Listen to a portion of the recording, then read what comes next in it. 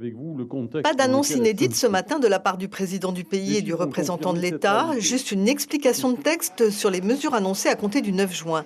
L'accès au territoire n'est pas interdit aux personnes non vaccinées, mais elles devront continuer à justifier de motifs impérieux et à effectuer une quarantaine stricte. À compter du 9 juin, seules les personnes vaccinées pourront voyager librement avec juste un test PCR réalisé 72 heures avant le départ. Pourquoi? Parce que la situation sanitaire n'est consolidée nulle part sur la planète. Cette mesure reste assez incompréhensible, on peut même parler de demi-mesure, car ne pourront voyager que les couples majeurs et vaccinés, les parents d'enfants âgés de 0 à 6 ans ou qui auront 16 ans révolus. En effet, la vaccination n'est pas encore à l'ordre du jour pour les 6-16 ans et c'est un problème. Je suis comme vous et je suis comme les hôteliers à regretter que les familles ne puissent pas venir en Polynésie. Mais malheureusement, il y a eu ce cas d'Afritou la semaine dernière et là, je me suis tu. Des gamins de 13 à 16 ans être contaminés par le virus. Là, je ne savais plus quoi dire. Les gamins peuvent représenter un danger. Le danger, c'est pas tant qu'ils peuvent être porteurs du coronavirus. Le danger, c'est qu'ils sont asymptomatiques.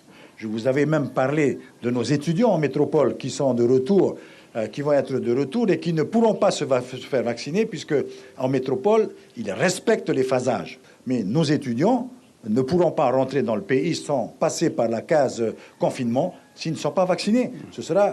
Et ça me fait mal. Je suis comme vous parce que ces gamins viennent voir leur famille et pendant une semaine, ils seront isolés de leur famille sous le Fénois.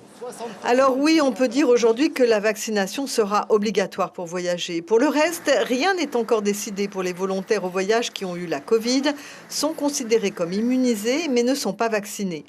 Les gestes barrières restent d'actualité, même si les autorités se félicitent d'un taux d'incidence nettement amélioré. Aujourd'hui, 11 cas pour 100 000 habitants. Le protocole sanitaire actuel est donc jugé d'une grande efficacité. Les 1600 fonctionnaires qui vont arriver seront soumis à des obligations très strictes et les gendarmes seront obligatoirement vaccinés. Le couvre-feu reste d'actualité pour une durée indéterminée. Selon le président, la grande majorité de la population le souhaite.